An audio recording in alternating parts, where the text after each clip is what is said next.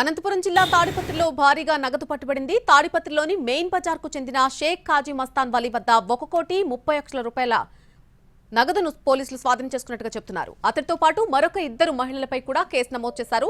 తాడిపత్రికి చెందిన షేక్ మస్తాన్ వలీ మరొక 2 మహిళలతో కలిసి కేరళ, మహారాష్ట్రలో తక్కువ ధరకు బంగారం కొనుగోలు చేసి తాడిపత్రిలో విక్రయిస్తూ ఉంటారని చెప్పారు పోలీసులు. బంగారం కొనుగోలు చేయడానికి వెళ్తుండగా ఎలక్షన్ ఫ్లయింగ్ స్క్వాడ్ అధికారుల తనిఖీల్లో పట్టుబడ్డారని అన్నారు. దీంతో 3పై కేసు నమోదు చేశామన్నారు ఎస్ఐబి అడిషనల్ ఎస్పీ రామకృష్ణ.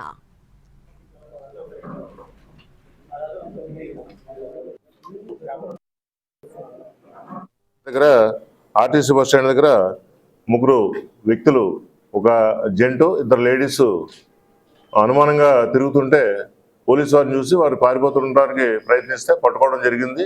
సిబ్బంది సహాయంతో వాళ్ళు చెక్ చేస్తే వాళ్ళ దగ్గర 1,31,35,750 రూపాయలు నగదు గుర్తించడం జరిగింది. దాని మీద వెరిఫై చేస్తే ఏ విధమైన దానికి సంబంధించి బిల్లులు లేకపోయేసరికి వాళ్ళని కస్టడీలో తీసుకుని వాళ్ళని ఒక కేసు రిజిస్టర్ చేయడం జరిగింది. ఈ ఇన్ఫర్మేషన్ ఇమీడియట్లీ ఎస్పీ గారి ఉత్తర్వుల ప్రకారం మన అనంతపురం ఐటీ ఇన్కమ్ ట్యాక్స్ వింగ్కి చెప్తే వాళ్ళు కూడా రావడం జరిగింది.